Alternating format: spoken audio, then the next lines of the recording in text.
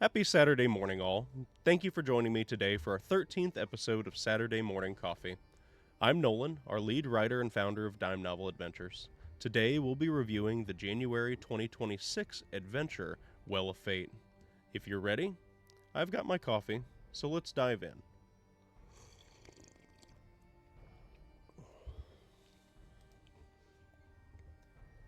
The Well of Fate, January 2026.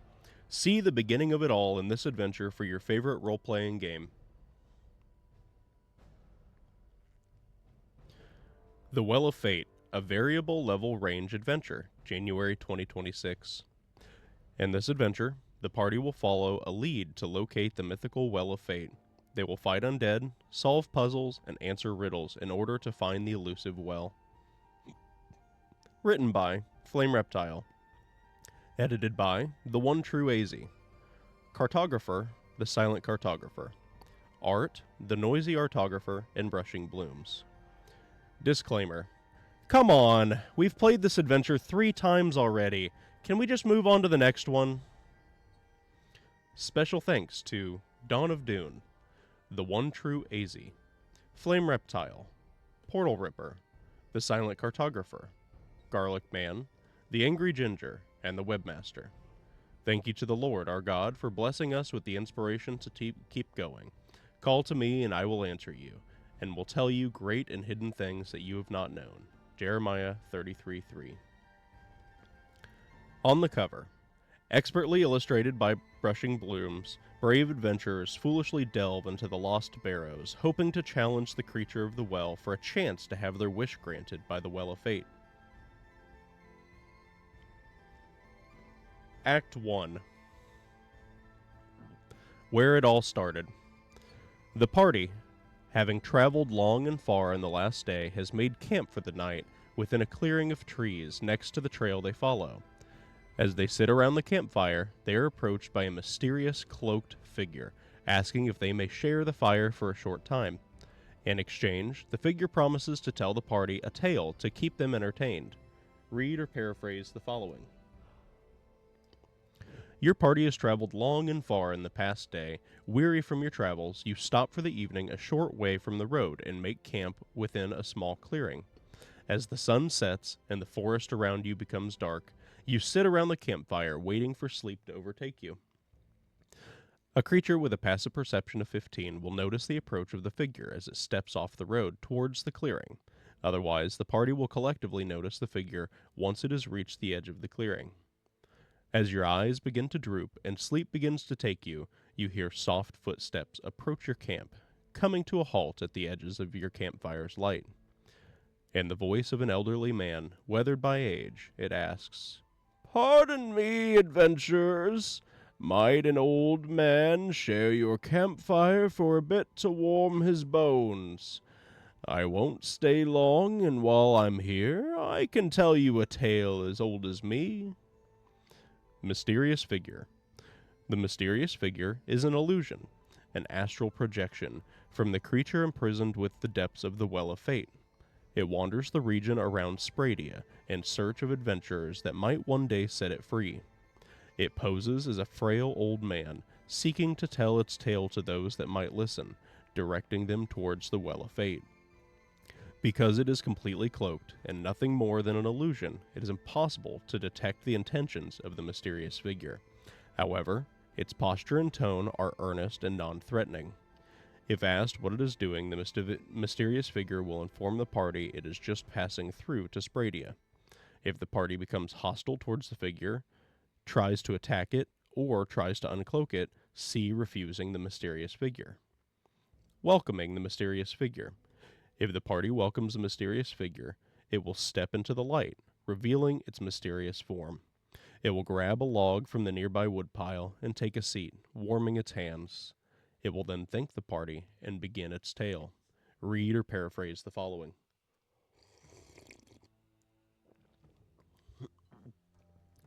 Welcoming the mysterious figure to share in your fire, it steps into the light, grabs a log from the nearby woodpile and takes a seat, warming its hands.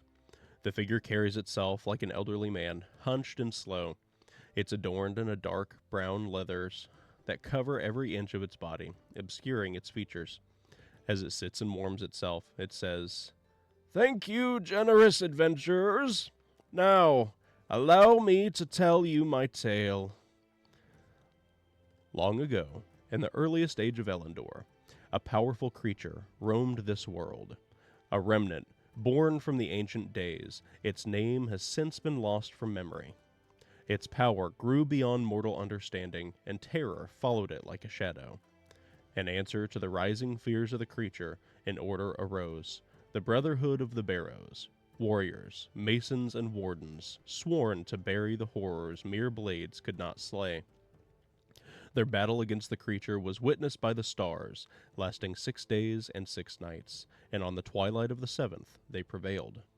The Brotherhood cast the creature into a deep well, and built their tomb around it, where they could watch it until the end of days. A shrine was raised atop their tomb, tended by 6 priests, and around that shrine a village took root. For generations, its people lived in quiet reverence, tending the shrine, but in time, they forgot that the sacred ground beneath their feet was also a prison, one never meant to be disturbed. The village's true origins slipped into myth, and that myth would become its undoing. From the cemetery that grew around the shrine, the dead began to stir. They rose in the long hours before dawn, walking, clawing, and whispering, animated by the choking hatred that seeps upward from the well. A hatred forgotten rituals would once keep contained. The village fell to the dead and was reclaimed once more. Only when the next circle of priests arrived were the dead laid to rest, and the shrine restored. But ancient rites would again be forgotten. So the cycle terms. Some say the cycle will only be broken by those worthy enough to wish upon the well. Others say any who reach it will be undone by their own greed. And in their greed, the village will be cast back into its ancient cycle. Well, that's the tale at least. I must be going before I overstay my welcome. Thank you again, adventurers. Safe travels to you. The mysterious figure rises, bids farewell to you, and leaves into the darkness.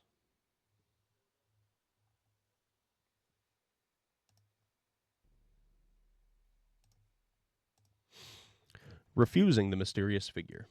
If the party refuses to welcome the mysterious figure to share in their fire, it will curse at them and spit into the fire, putting it out before disappearing into the darkness.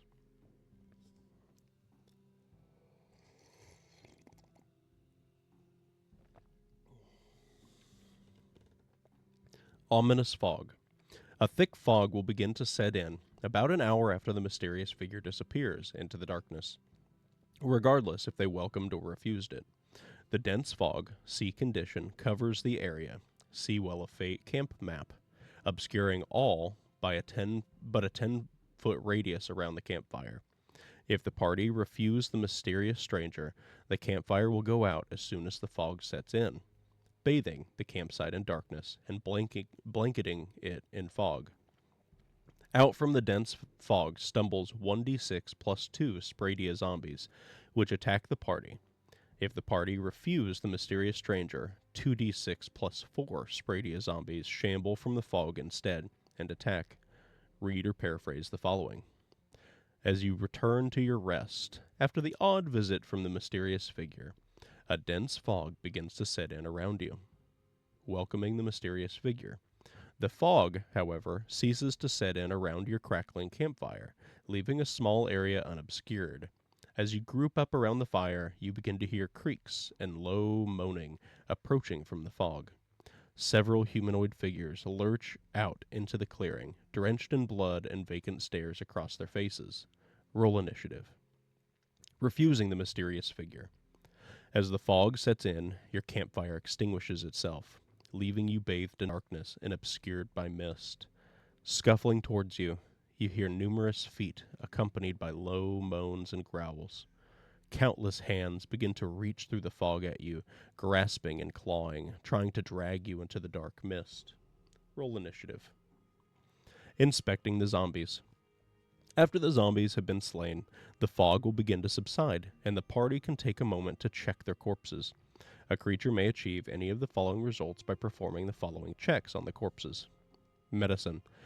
With a successful medicine DC 14 check, a creature may discern that the zombies are fairly fresh. The blood that stains their robes is still wet and red. Their corpses still possess a small bit of warmth, and other than a few larger injuries, which were likely their causes of death, they have very little wear and tear. These corpses couldn't have been dead for more than an hour. Investigation. With a successful DC 14 intelligence investigation check, a creature may find any of the following items on a corpse: a simple bronze house key, 4d6 copper pieces, and 1d8 silver pieces, a religious symbol depicting a sword set into a cairn. A creature may attempt a DC 18 intelligence religion check to discern the nature of the symbol. On a success, the creature will recall that the symbol belongs to an ancient order of warrior masons called the Brotherhood of the Barrows, but the nature of their organization is shrouded in myth and obscure rumors.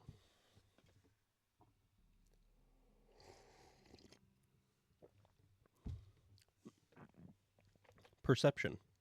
With a successful DC 14 Wisdom Perception check, a creature may discern that the corpses of the zombies appear to all be dressed in similar garb, robes that appear to have once been adapted from traditional ceremonial raiments. Each wears a light gray tunic with dark gray pants, split along the sides for freedom of movement. A short cloak covers over the robe, providing a small amount of protection from the elements. The robe and cloak appear to be trimmed with an earthy yellow or light brown coloration. However, the raiments are stained with blood and mud in various locations. It is obvious that all these people were once associated with one another. A creature that notices the patterns of the corpse's clothes may attempt to succeed on a DC 18 Wisdom History check to recall their origins. On a success, the creature will recall these raiments are common attire in the nearby village of Spradia. After the party has dispatched their zombie assailants and taken a moment to investigate the remaining corpses, they may either continue their rest for the evening uninterrupted or venture out to discover where the zombies came from. If the party decides to rest for the remainder of the evening, they may gain the benefits of a long rest, waking up again at dawn. See Strange Tidings in Spradia. If the party attempts to discover the origins of the zombies at night, a creature attempting to follow the zombies' tracks must succeed on a DC 18 Wisdom Perception check to follow the tracks and bloodstains in the dark. On a success, see Strange Tidings in Spradia, but adjust the time of the day to night. On a failure, the creature loses the trail and returns to camp discouraged. This is the Well of Fate Spradia map. Spradia camp map, I apologize. Act 2, The Fated Village. Strange Tidings in Spradia. After a short amount of travel from their campsite, no more than an hour, the party will reach the village of Spradia. The gates of Spradia have been left open. Bloody footprints lead southwards, back where the party came from, and the town is eerily silent. Once the party has reached Spradia, read or paraphrase the following. You set out from your camp, following the bloody footprints left behind by the zombies that recently attacked. In a little less than an hour, your party arrives at the gates of the village of Spradia. The large wooden gates of this small village have been left wide open. Bloody footprints seem to travel outwards, no doubt made by the zombies that attacked your camp. From outside its walls, the small village seems eerily quiet. The party may freely enter and search Spradia for clues, as of to the origins of the zombies. Unlabeled buildings within Spradia are small family dwellings, containing nothing of interest other than basic household necessities. All other points of interest are detailed below. Spradia. Spradia is an ancient village whose roots reach back to the eras before the Thousand-Year War. What began as a solemn tomb, raised by a forgotten order to imprison a creature of great and terrible power, has, over centuries, grown into a monastic settlement devoted to honoring the nameless heroes who forged it.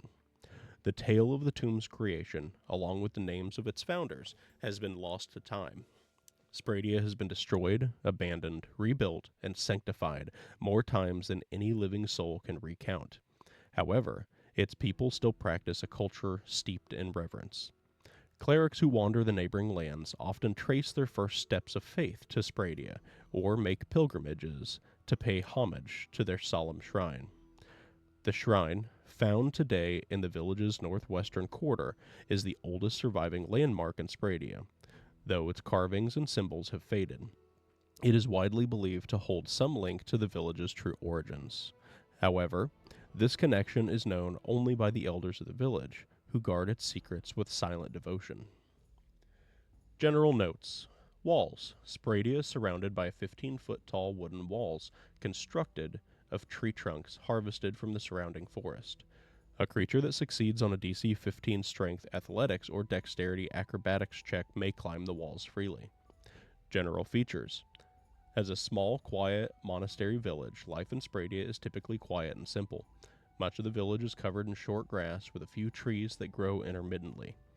Much like the surrounding countryside, the roads that wind through Spradia are worn dirt roads. A large, shallow stream, brimming with wild trout, cuts through the village from north to south. Clothing. Spradia is a small monastery village with a population of less than 100. Because of its isolation and religious fervor, most of the denizens of Spradia wore very plain, conservative clothing, light gray tunics with dark gray pants covered by a heavier stone gray wool robe, split along the sides for freedom of movement. A short cloak covers over the robe, providing a small amount of protection from the elements. The robe and cloak are trimmed with an earthy yellow or light brown coloration. Unmarked houses. Each unmarked house, see Spradia map, has a chance of containing zombies freshly created from the denizens of this village the day prior. Each time a creature enters an unmarked house for the first time, roll 1d6. On a roll of an odd number, the house is empty of denizens. On a roll of an even number, 1d4 Spradia zombies can be found inside. Mysterious activity. The mysterious figure, the same that appeared in Act 1, asking to share the party's campfire, will appear across Spradia, leading the party to different important locations throughout this adventure. The mysterious figure, as an astral projection of the creature imprisoned within the well, is attempting to lead the party to find the keys to open the shrine and set it free. Instances of the mysterious figure's activity will be found in sections labeled Mysterious Activity.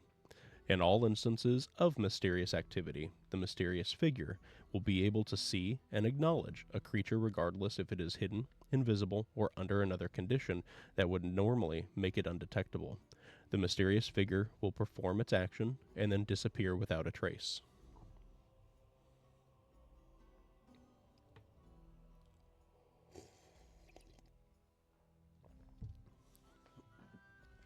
The order in which the mysterious figure appears can vary. However, some events will always occur in a certain order. S5, Chapel. Once the party enters Spradia, they will notice a mysterious figure in S5. S3, Farmhouse. Once the party comes across the bridge connecting Spradia's east and west sides, they will notice the mysterious figure in S3. S4, Stables. While the party is searching the farmhouse, S3, they will notice the mysterious figure in S4. S7, Barracks. When the party enters the cul-de-sac between S7, S8, and S9 for the first time, they will notice the mysterious figure in S7. S9, Town Hall. When the party enters the cul-de-sac between S7, S8, and S9 for the second time, they will notice the mysterious figure in S9. Locations within Spradia. S1, Gates and Guard Towers. Spradia possesses 3 roads that pass through it, the North Road, the West Road, and the South Road. Where each of these roads meets the walls of Spradia, a tall guard tower where each of these roads meets the walls of Spradia, a tall guard tower overlooks the large wooden gates that separate the two. While the gates are locked by a wooden bar running across the inside, a creature of large size or smaller cannot push them open. The wooden bar can be easily removed by a creature on the inside. The gates at the north and west roads are closed and locked, bearing no sign of attack or strife. However, the gate at the south road is ajar. Blood smears the inside face of it, and bloody footprints lead southwards from it. The guard towers overlooking the North Road and West Road are empty. However, the guard tower overlooking the South Road contains 2 Spradia zombies. One zombie appears to have once been a priest, while the other appears to have once been a guard. S2. Cemetery. Found in the northwestern corner of Spradia is the cemetery. The cemetery contains dozens of gravestones surrounding the shrine at its center. Most of the graves appear to be undisturbed. However, 1d4 seem to have been dug up.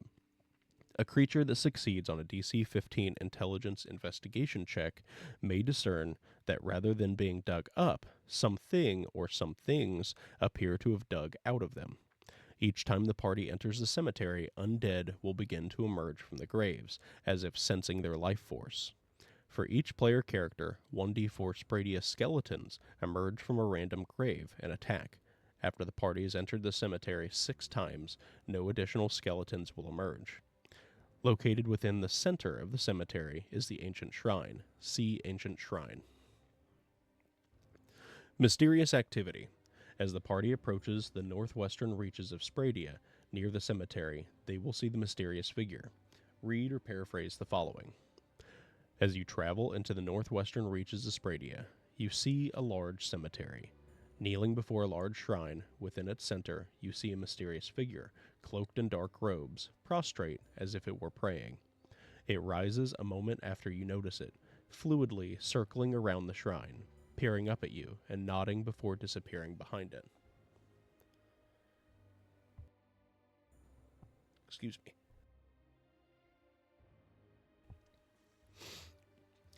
Found in the southwestern corner of Spradia is an old farmhouse. The farmhouse is locked but can be unlocked with the bronze key found in Act 1, or with a successful DC 15 dexterity sleight of hand check.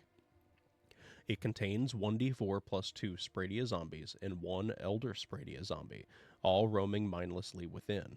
Aside from its zombie denizens, the farmhouse contains nothing of interest other than mundane household accoutrement.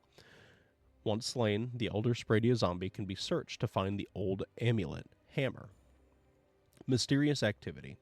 As the party crosses the bridge that connects East and West Spradia, located north of the chapel, they will see the mysterious figure. Read or paraphrase the following. As you cross the small bridge that separates Spradia's east and west ends, you notice a mysterious figure, cloaked in dark robes, looking through a window within the nearby farmhouse. It nods at you before turning and walking out of sight.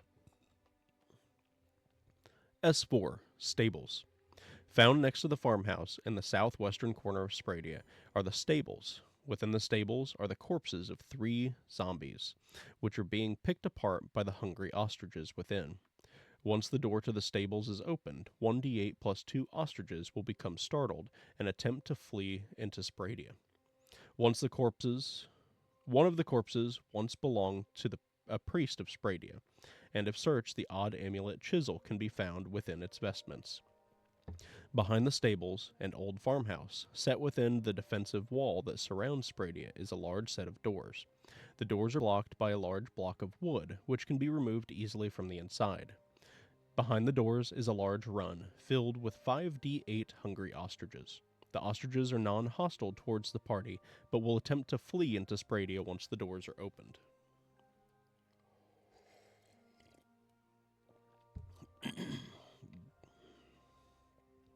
Free the ostriches! If the party frees the ostriches from the stables and the run behind it, they will pour out into the village seeking freedom and sustenance. The ostriches will attack and devour any zombie that exits into the light of day within Spradia, inadvertently helping the party in their quest. Freed ostriches will not enter into buildings nor the crypt beneath the shrine. The zombies within Spradia will not attack the ostriches, rendering them safe from danger. Over time, the released ostriches will devour all of the zombies within and around Spradia, rendering the countryside safe from their assault. Mysterious activity. As the party searches the farmhouse, they will see the mysterious figure. Read or paraphrase the following. As you search through the farmhouse, you peer through a window on its northwestern side, seeing a mysterious figure cloaked in dark robes. Peering back at you through a window in the adjacent stables, it nods at you before turning and walking out of sight. S5. Chapel. Located within the southern reaches of Spradia is the Old Chapel, the home of the faith within this ancient village. The doors to the chapel are ajar, and the interior is dark. Huddled within the tower, located on the west side of the chapel, are 1d6 Spradia zombies and 2 Elder Spradia zombies, awaiting nightfall to roam once again. If a player character moves within 5 feet of the door to the chapel, while not hidden, the zombies within will pour out and attack. Roll initiative. Once slain, the Elder Spradia zombies' corpses can be searched to find the odd amulet bedrock and the odd amulet brick. Streaks of blood lead from the porch of the chapel into the back wall of the tower, as if painted there to lead a creature along a specific trail. Painted on the back wall in blood are the words, "Find the keys, unlock the shrine, end the curse." Mysterious activity. As the party enters Spradia from its south gate, they will see the mysterious figure. Read or paraphrase the following. As you enter into the village of Spradia from its southern gates, you notice a mysterious figure cloaked in dark robes, standing next to the entrance of the chapel. It nods at you before entering the open door and disappearing. S6, General Store. Found within the center of Spradia is the General Store. The doors to the General Store are ajar. The interior is dimly lit, and within, 1d4-1 Spradia zombies can be found huddled in the northern corner. If a player character moves within 5 feet of the door to the General Store, while not hidden, the zombies within will pour out and attack. Roll initiative. The General Store contains a myriad of general goods that can be looted by the party. 1d4 of each item from the mundane common items table, worth 5 gold pieces and less, can be found stocking the shelves of this old store. S7, Barracks. Nested within the eastern half of Spradia are the barracks. The doors to the barracks are ajar. However, a single Elder Spradia zombie can be found within, chewing on the corpse of a slain guard. Unless the party is overtly noisy while entering the barracks, the zombie will not notice as they enter. The Elder Spradia zombie's corpse can be searched to find the odd amulet seal. The barracks contain a few simple weapons the guards of Spradia use to defend the village and keep the peace. If searched, the party may find 1d6 short swords, 1d6 shields, 1d6 short bows, and 1d6 quivers of 1d20 arrows. Mysterious activity. As the party enters the cul-de-sac near the barracks for the first time, they will see the mysterious figure. Read or paraphrase the following. As you round the corner into a cul-de-sac on the east side of Spradia, you notice a mysterious figure, cloaked in dark robes, entering into the barracks. It stops for a moment, turning to nod at you, before entering and disappearing. S8, Tavern.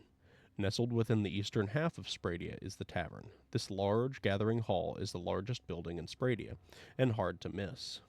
The doors to the tavern are closed and unlocked. However, any creature can see in the blood-stained windows, noticing countless zombies within shambling about.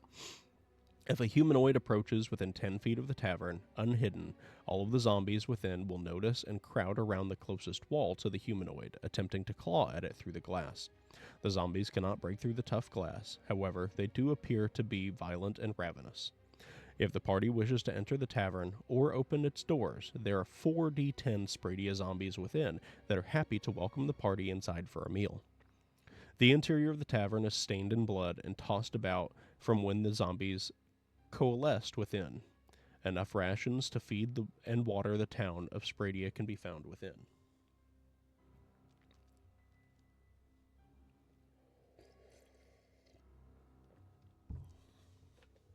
S9, Town Hall. Nestled within the eastern half of Spradia is the Town Hall. This large building was once the center of Spradia's government, aside from the power held within the walls of the chapel. The doors to the town hall are closed but unlocked, and the interior is dimly lit. Inside the town hall, 1d8 Spradia zombies roam the halls, accompanied by 1 Elder Spradia zombie. Once slain, the Elder Spradia zombie's corpse can be searched to find the odd amulet lantern. One of the Spradia zombies within was that of the governor of Spradia. Its corpse can be searched to find 48 copper pieces, 3d6 silver pieces, and 1d10 gold pieces, along with 1d4 mundane trinkets. Mysterious activity. As the party enters the cul-de-sac near the town hall for the second time, they will see the mysterious figure. Read or paraphrase the following. As you enter into the cul-de-sac on the east side of Spradia for the second time, you notice a mysterious figure, cloaked in dark robes, watching you from a window of the town hall. It nods at you before turning and disappearing into another room. S10, Jailhouse. Outside of its walls, on the northeastern edge of Spradia, is the jailhouse. This small, brick building is surrounded by 2d6 plus 1 Spradia zombies, clawing at the walls and the door, trying to get in. Inside the jailhouse is a guard, 1d4 minus 1 prisoners, thugs, and 1d6 plus 2 citizens of Spradia, commoners. If all of the zombies are slain, the guard will unlock the door and speak to the party. The guard nor the prisoners know of any of the events that transpired within Spradia aside from panicked accounts from the fleeing citizens. The citizens within the jailhouse are panicked and exhausted, barely able to form coherent thoughts. A creature may attempt a DC 18 Charisma Persuasion or Intimidation check to extract information from the citizens. On a success, they may be told any of the following information. There was a pulse of green energy coming from the cemetery before the zombies appeared. This account is true. There was a mysterious figure cloaked in dark robes that passed through town before the zombies appeared. This account is untrue. However, the citizen did see the mysterious figure. There's an old legend that the town is destined to be overrun by zombies every 100 years. This account is true. The zombies were a product of a corrupt priest. This account is untrue. The citizen is attempting to slander the faith of Spradia. The guard and citizens are unwilling to join the party and will remain within the jailhouse until the zombies are all dealt with or they feel it is safe to flee. The prisoners, however, are eager to escape the jailhouse, claiming they will aid the party in clearing the village. A successful DC 15 intelligence insight check will discern this is false. The guard is deceived by their intentions, allowing them to leave under the party's supervision. If freed, the prisoners will be unshackled and unarmed. They will attempt to escape the supervision of the party the first chance they get, or the first time they see a zombie. S11, Inn. In the northern reaches of Spradia is the inn. The door to the inn is closed, but unlocked, and the interior is brightly lit by enchanted lights. The inn contains a vestibule, common room, and 10 rooms. The vestibule and common room are devoid of any signs of life or unlife, but are in disarray from when the zombies attacked. Each time a creature enters a room for the first time, roll 1d4. On a roll of 1, the room contains 1d4 minus 1 Spradia zombies, hiding from the light within. Ancient Shrine. Located within the center of the cemetery is an ancient shrine, older than the entirety of the village itself. Most of the lettering and details once inscribed upon the shrine appear to have been weathered away long ago. However, 6 rectangular indentions can be seen arranged in a hexagonal pattern along its front face. If the party has acquired all 6 of the odd amulets from the Elder Spradia zombies found around Spradia, they may return them here and insert them within the indentions. Once an odd amulet has been inserted into an indention, it cannot be removed. After an odd amulet has been inserted into each indention, the shrine will open. If the ancient shrine is opened, read or paraphrase the following. You slot the last of the odd amulets into the final indention on the ancient shrine. At first, nothing happens. You stand in silence, watching in disappointment. But after a few moments, the shrine begins to glow. Faintly at first, it grows brighter until it is difficult to look at, then fires off a beam of white energy, but only for a moment. It then rumbles and shakes, falling away and revealing a hole beneath. A subtle, cold breeze blows past a moment after the shrine falls away, whispering, "Beneath the barrow a creature wanders, a curse upon this land." This is the map of the village of Spradia. I'm going to take a few moments to go and get some more coffee. I'll let the animals out, and I will return. In the meantime, enjoy the calming tunes of Adrian von Ziegler and the view of this map.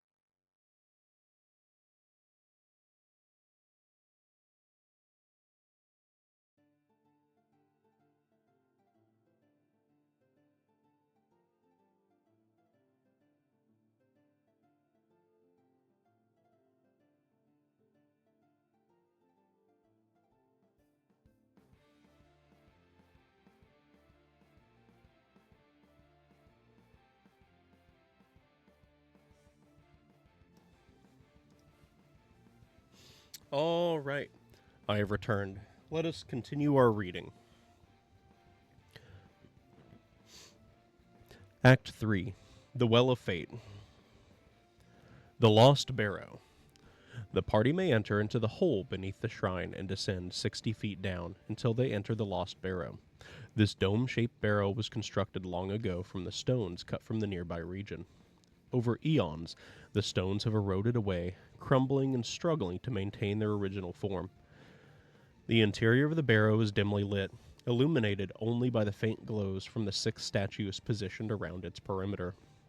Each of the statues appear different, possess different glowing auras, and are inscribed with different inscriptions.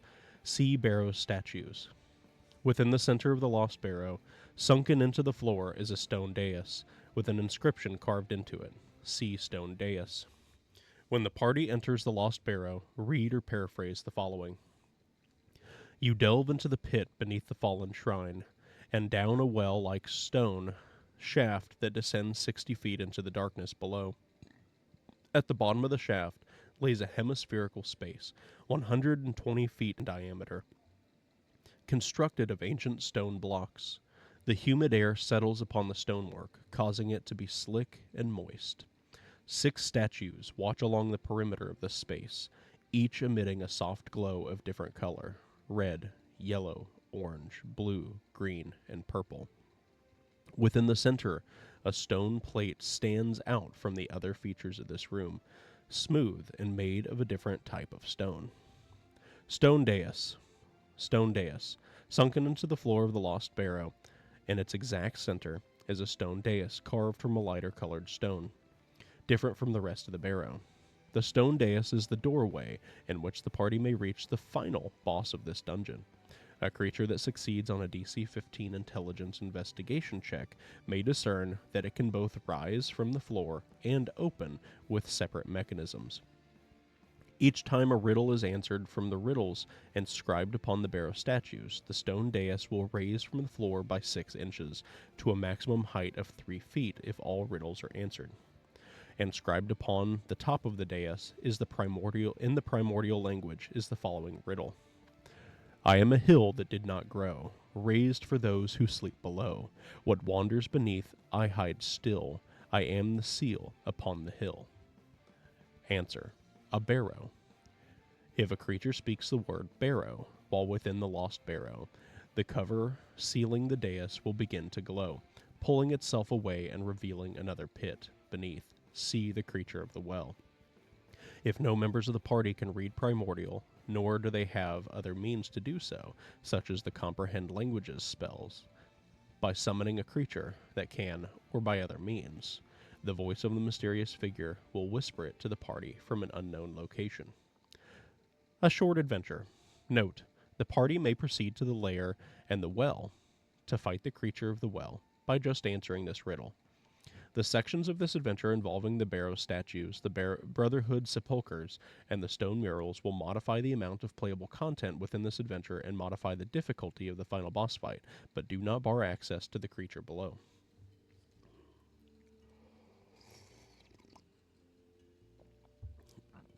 Barrow statues. Standing guard around the perimeter of the lost barrow are 6 statues, each representing the core virtues of each different founder of the barrow. The statues act as locked doors, which guard the wardens of the lost barrow from intruders. Each statue varies slightly in appearance, the color of the glow emanating from it, and the inscription upon it. Each statue represents the warrior entombed within. Each is carved carrying an object representative of its core virtue within one of its hands, and wearing a heavy robe adorned with 2 clasps. The clasp on the right possesses a symbol of a sword embedded within a cairn upon it, and the clasp on the left possesses a symbol representative of the warrior within's core virtue. A creature that succeeds on a DC 18 intelligence history check may recognize the symbol of the sword set within the cairn as the symbol of the Brotherhood of the Barrows, an ancient brotherhood of warrior masons that defend the realm from powerful monsters. A creature that succeeds on a DC 21 intelligence history check will also recognize the symbol carved upon the left clasp as the core virtue of the warrior entombed within. At the base of each statue is a plate that contains a riddle inscribed in primordial. The riddle is the password required to open the door. Once the answer to the riddle is spoken, the lights of all other statues will extinguish, as the light emanating from the statue possessing the riddle that was answered will encompass the room. The statue will then sink into the floor and be covered by a stone tile, revealing a short hallway beyond. See Brotherhood Sepulchre.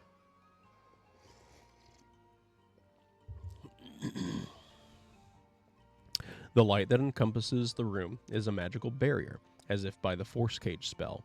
However, a creature that attempts to dispel it or teleport from it automatically fails.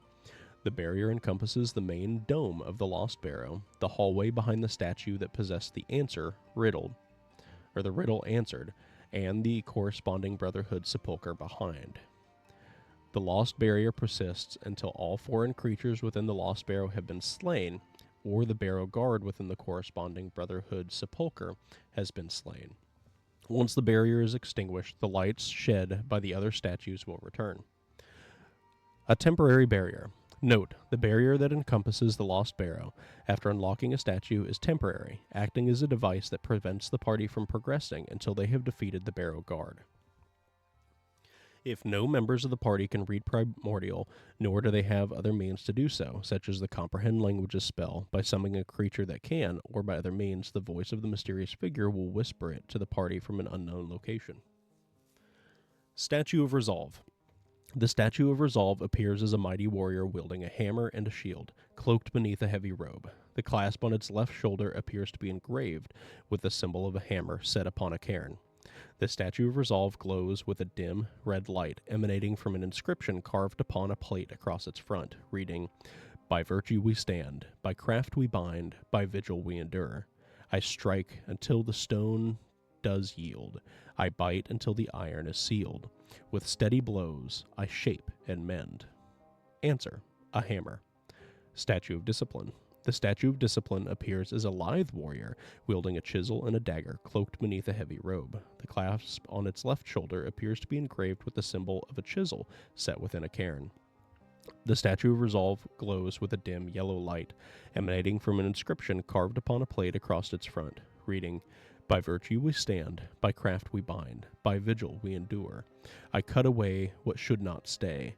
I show the truth by clearing the way. With careful hands a form I show." Answer: a chisel. Statue of Fortitude. The Statue of Fortitude appears to be a sturdy warrior carrying a large chunk of bedrock, cloaked beneath a heavy robe. The clasp on its left shoulder appears to be engraved with the symbol of a heavy stone set upon a cairn. The Statue of Fortitude glows with a dim orange light emanating from an inscription carved upon a plate across its front, reading, "By virtue we stand, by craft we bind, by vigil we endure. I lie beneath the earth below. I bear the weight of all that's so. Since time began, I have been found." Answer: bedrock. Statue of Temperance. The Statue of Temperance appears to be a thin warrior, carrying a bundle of bricks beneath one arm and a staff in the other, cloaked beneath a heavy robe. The clasp on its left shoulder appears to be engraved with the symbol of only a cairn. However, it is neatly stacked with perfectly rectangular stones, as if it were made from bricks. The Statue of Temperance glows with a dim blue light, emanating from an inscription carved upon a plate across its front, reading, "By virtue we stand, by craft we bind, by vigil we endure. I was born a child of stone. Together we endure, but I fall alone. I am the wall that holds the unknown." Answer: a brick.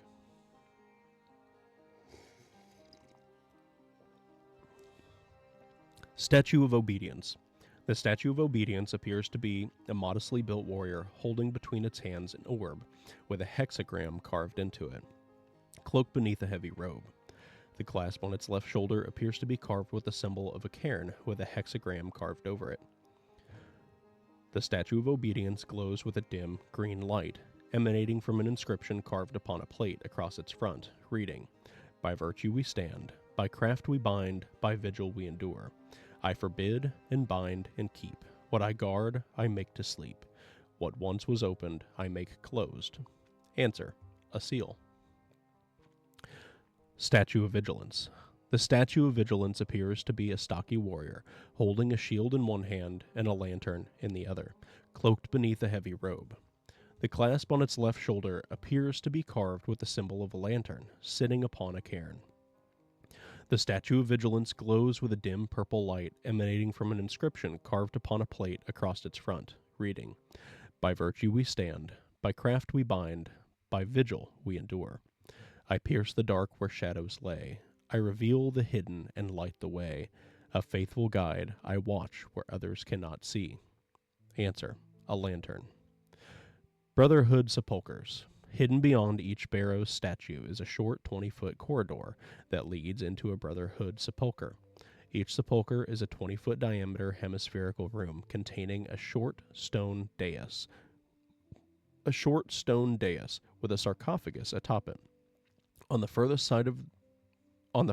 side of each sepulchre from the hallway is a stone mural that dimly glows with the same color as the barrow statue that guarded the sepulchre.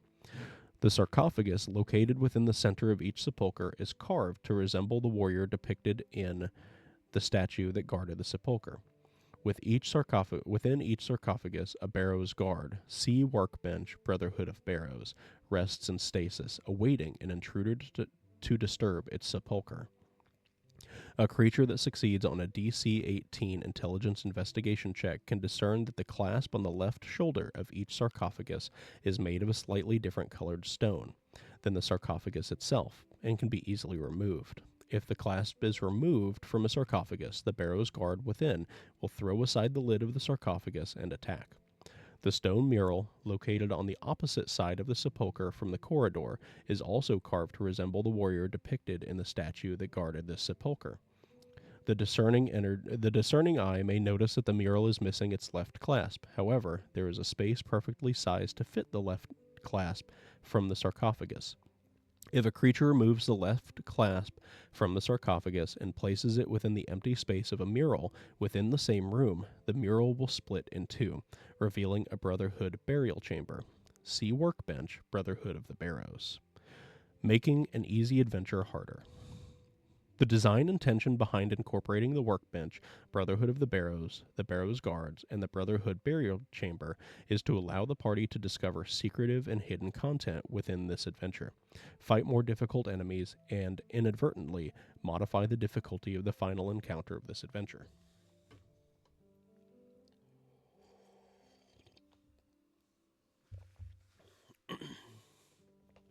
The Lair and the Well.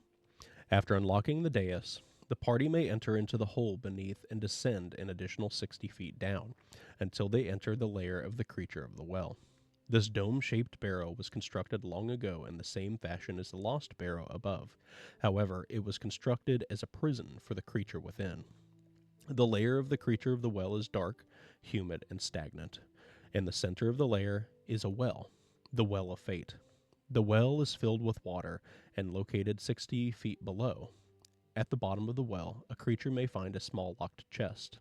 A creature that breaks the chest, forces it open with a successful DC 18 strength athletics check, or picks the lock with a successful DC 18 dexterity sleight of hand check, will find 364 copper pieces, 137 silver pieces, 32 gold pieces, 1 platinum piece per member of the party, 3 potions of healing, 1 spell scroll inscribed with the fireball spell, and 1 spell scroll inscribed with the web spell. The creature of the well. Roaming aimlessly around the lair is the creature of the well, a round, bulbous mass of flesh with 3 eyes, all milky white. Its skin sags, its teeth are dull, and the 12 tentacles that trail behind it as it levitates around the room are flaccid.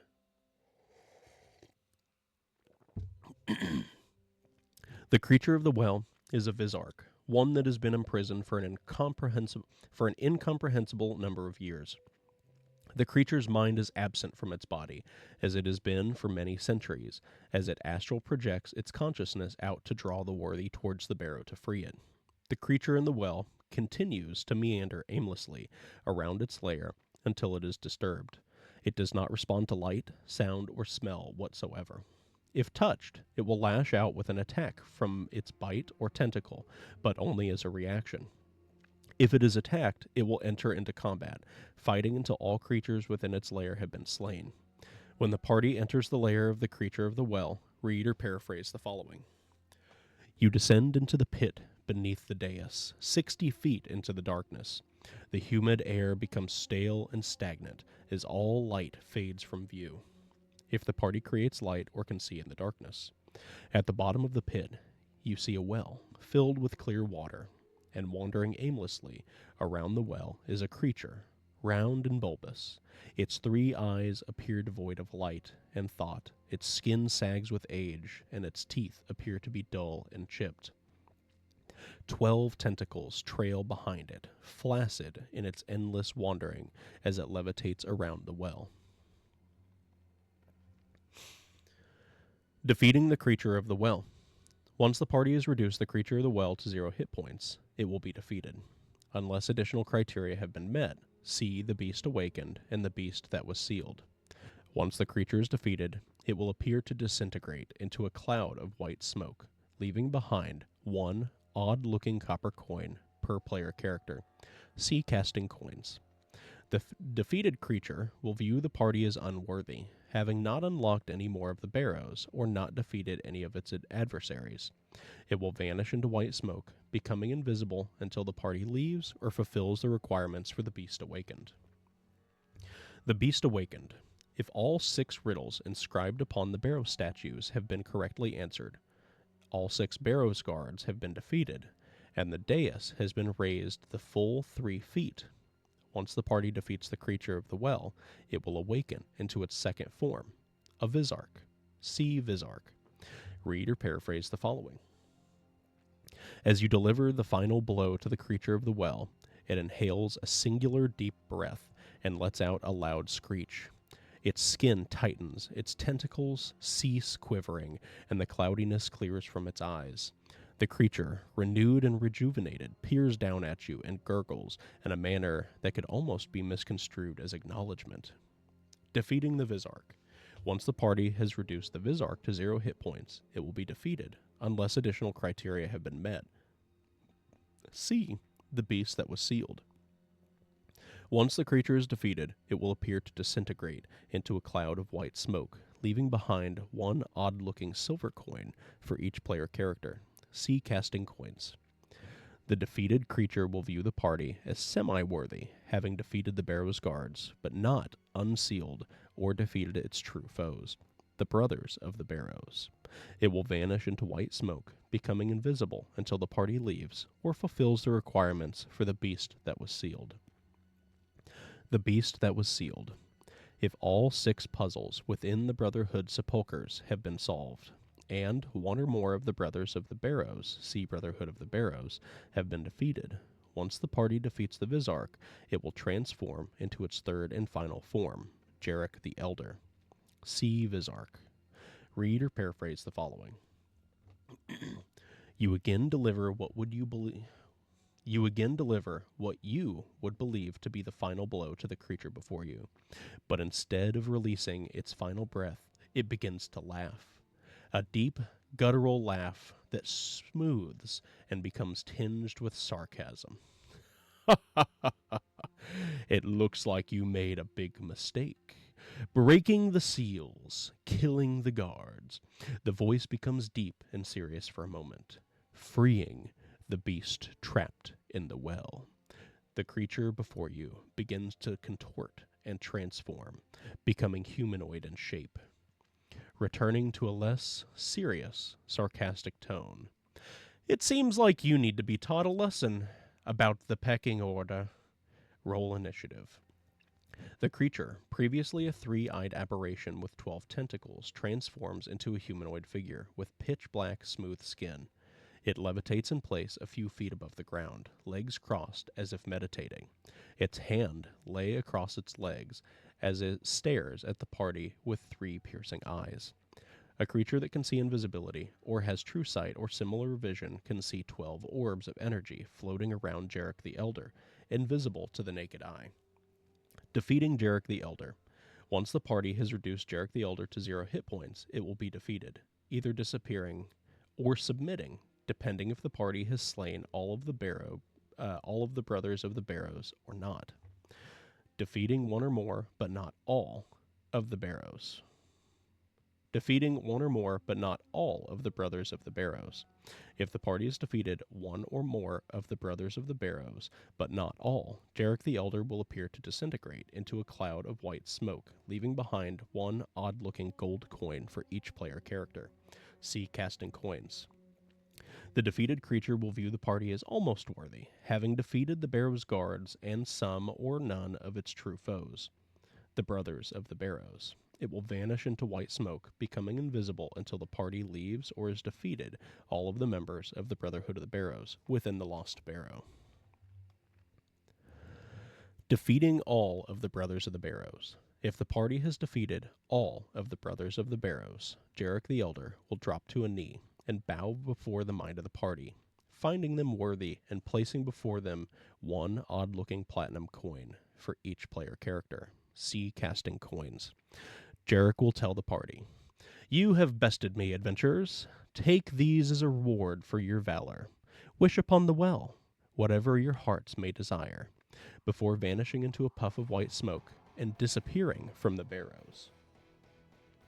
Once the party has claimed victory over the creature entombed within the Lost Barrow, odd-looking coins will be left that the party may use to wish upon the Well of Fate.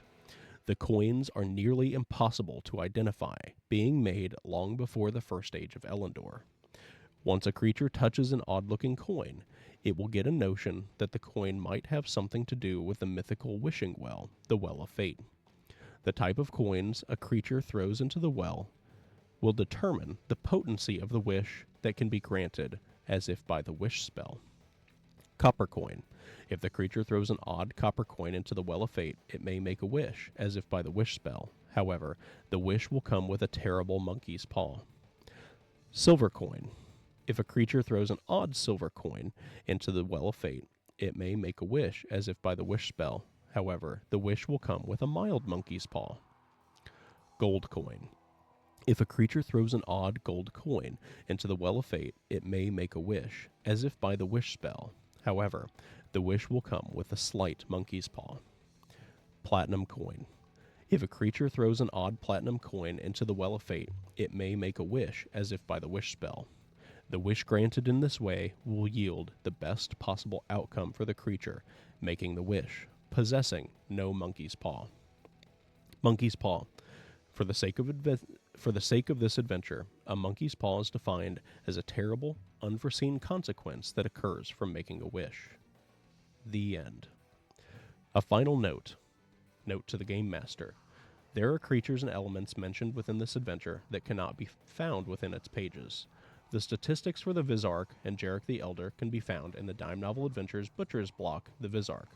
The statistics for the Barrows Guard and the Brother of Barrows, and additional information on the Brotherhood Sepulchres and Brotherhood Burial Chambers can be found within the Dime Novel Adventures Workbench, Brotherhood of the Barrows.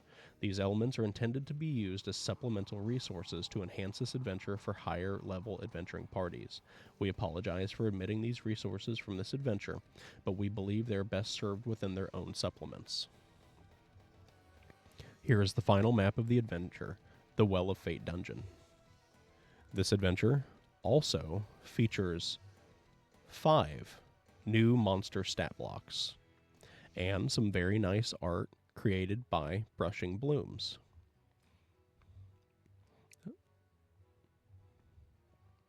A special thanks to all of our December patrons. The adventure that started it all for Dime Novel Adventures and our playing group. Follow a lead to find the mythical Well of Fate. Battle undead, solve puzzles, and answer riddles in this adventure. Hear the tale of a mysterious individual and survive a seemingly unrelated ambush. Search the ruins of an ancient village and uncover the mystery beneath. Delve into hidden ruins, solve ancient puzzles, and uncover the creature of the well. A variable level range adventure for a party of 3 to 6 adventurers. An adventure for use with your favorite fantasy role-playing game. That's all we have for January 2026's adventure, The Well of Fate. We hope that you liked this adventure, and if you did, you can find this adventure and much more on our website at dimenoveladventures.com in our shop. Remember to like and comment on this video to tell us what you thought about it, and subscribe to our channel for all of our future content. Make sure you subscribe to our newsletter on our website for updates on all of our current and upcoming content, and join our growing Discord community. Thank you for tuning in. Have a great week.